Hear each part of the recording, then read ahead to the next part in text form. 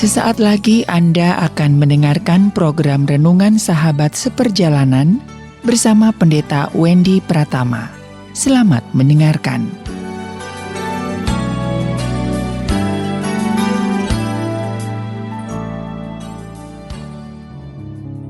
Selamat berjumpa kembali dalam layanan audio Sahabat Seperjalanan. Hari ini adalah hari Selasa 29 Desember 2020. Tema renungan dan saat teduh kita dengan tema Percaya Tanpa Ragu. Percaya tanpa ragu. Firman Tuhan terambil dalam Yosua pasal yang pertama ayat yang ke-9. Demikian bunyi firman Allah, bukankah telah kuperintahkan kepadamu, kuatkan dan teguhkanlah hatimu, janganlah kecut dan tawar hati, sebab Tuhan Allah menyertai engkau kemanapun engkau pergi. Mari kita berdoa. Bapa yang di dalam sorga, menjelang tutup tahun di tahun 2020 ini banyak keraguan-keraguan yang timbul dalam kehidupan kami sehingga kami mempertanyakan apakah sesuatu yang akan cerah dan indah dan kemudian berhasil bisa terjadi di tahun berikut 2021. Kami ingin mengaminkan apa yang dikatakan di dalam Yosua 1 ayat 9. Bukankah telah kuperintahkan kepadamu, kuatkan dan teguhkanlah hatimu, janganlah kecut dan tawar hati, sebab Tuhan Allah menyertai engkau kemanapun engkau pergi. Berbicaralah Tuhan, kami siap untuk mendengar. Di dalam nama Tuhan Yesus kami berdoa. Amin. Sahabat seperjalanan, ada sebuah kalimat, apa yang engkau percaya? Engkau percaya kepada keraguan atau engkau percaya kepada kepercayaanmu kepada Kristus? Sebagai orang percaya, seringkali banyak anak-anak Tuhan yang percayanya itu kepada keraguan. Percayanya itu kepada kecemasan. Percayanya itu kepada ketakutan. Percayanya itu ketidakpastian. Sesuatu yang mencemaskan, menakutkan, ketidakpastian, sesuatu yang tidak kemudian bisa disandari, itu yang dipercaya. Sangat menarik sekali. Bukankah dalam hidup ini kita harus mengajarkan kepada anak-anak dan keturunan kita untuk mempercayai sesuatu yang bisa dipercaya dan jangan mempercayai sesuatu yang tidak bisa dipercaya. Bagaimana kita bisa mempercayai Allah yang jelas firman Tuhan yang sudah kita baca tadi? Dalam Yosua 1 ayat 9, Allah memberikan penyertaan kepada kita supaya kita jangan kecut dan tawar hati memasuki tahun yang baru. Karena Allah menjanjikan Tuhan akan menyertai engkau kemanapun engkau akan pergi. Tuhan akan menyertai engkau. Sahabat seperjalanan, begitu banyak tentang janji penyertaan Allah yang sudah diuraikan di dalam renungan sahabat seperjalanan yang terdahulu. Apakah kita tetap punya semangat dan sikap optimis di waktu-waktu yang berikut? Saya ingin mengajak sahabat seperjalanan untuk belajar dari tumbuh-tumbuhan. Mari kita lihat tumbuh-tumbuhan, bagaimana perjuangan hidupnya itu tidak pernah mengalami yang namanya itu putus asa, yang namanya itu pesimis, kemudian tidak berjuang dan tidak berusaha. Ada beberapa catatan tentang tumbuh-tumbuhan, secara general, segala macam tumbuh-tumbuhan. Tumbuh-tumbuhan itu kalau terendam oleh air, dia akan keluar dari air dan tetap tumbuh. Itu salah satu sifat tumbuh-tumbuhan.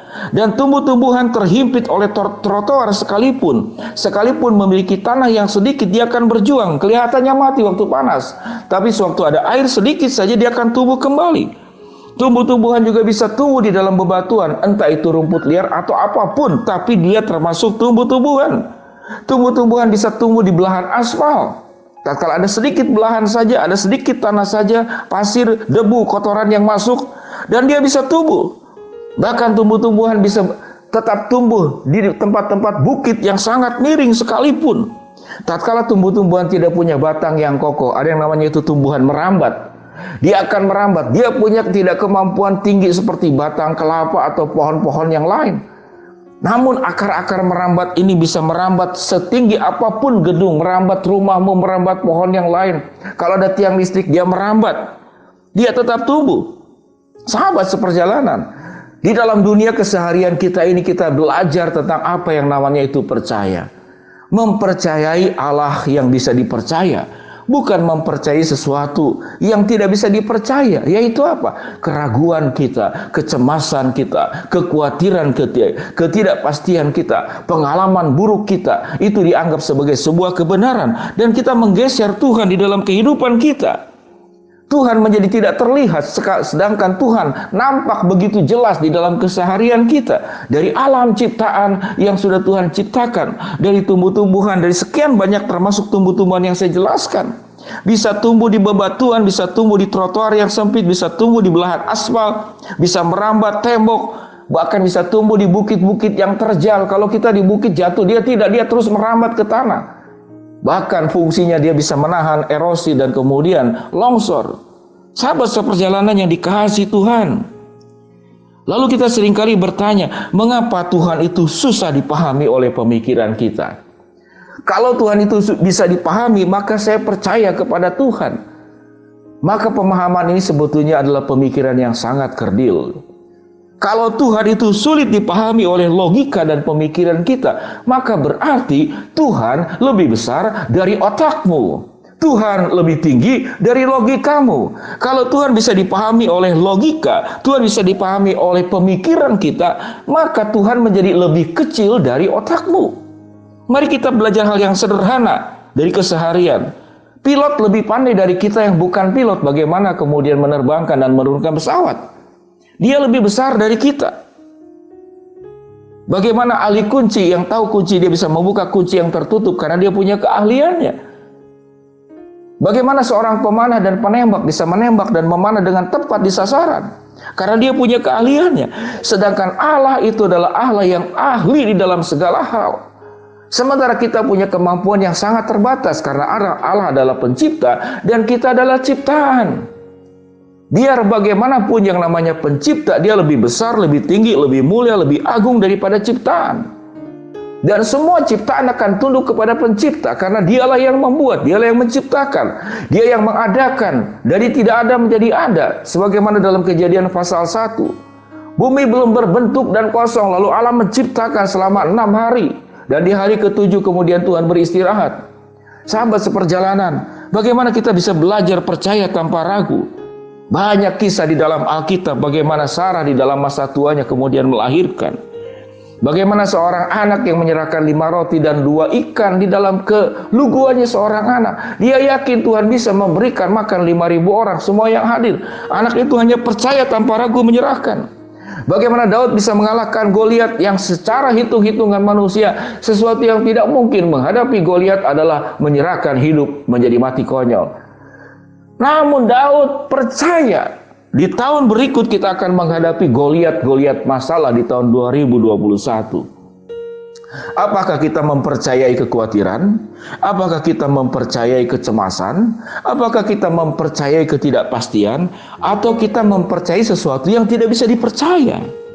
Sahabat seperjalanan yang dikasihi Tuhan, bagaimana bangsa Israel diizinkan oleh Tuhan melewati Laut Teberau dan Allah membelah. Halangan yang ada di depan, halangan yang ada di belakang, kiri dan kanan Tuhan selesaikan. Tatkala Allah campur tangan dalam hidupmu, tatkala Allah memberikan tiang awan dan tiang api, tiang awan untuk siang hari dan tiang api di malam hari, untuk memberikan kehangatan dan penerangan, sementara tiang awan untuk menunjukkan jalan dan juga memberikan keteduhan dari panas terik matahari. Begitu lengkapnya penyertaan Allah. Dan firman Tuhan berkata, bukankah telah kuperintahkan kepadamu, kuatkanlah dan teguhkanlah hatimu, janganlah kecut dan tawar hati, sebab Tuhan Allah menyertai engkau kemanapun engkau pergi. Apakah engkau masih mempercayai keraguan? Atau engkau percaya tanpa ragu? Saya ulangi kalimat ini kembali.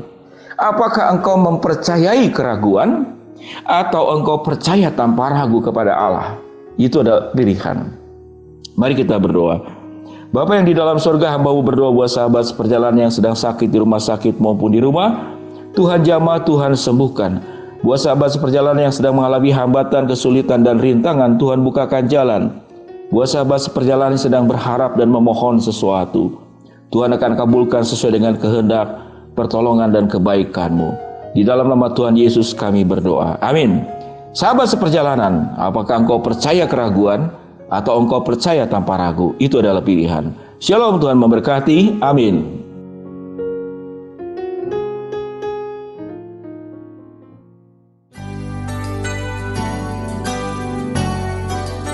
Anda baru saja mendengarkan program Renungan Sahabat Seperjalanan bersama Pendeta Wendy Pratama. Terima kasih atas perhatian Anda. Tuhan Yesus memberkati.